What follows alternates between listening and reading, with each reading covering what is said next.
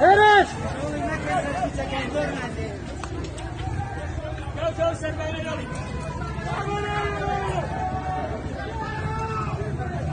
قلتي ما ترسل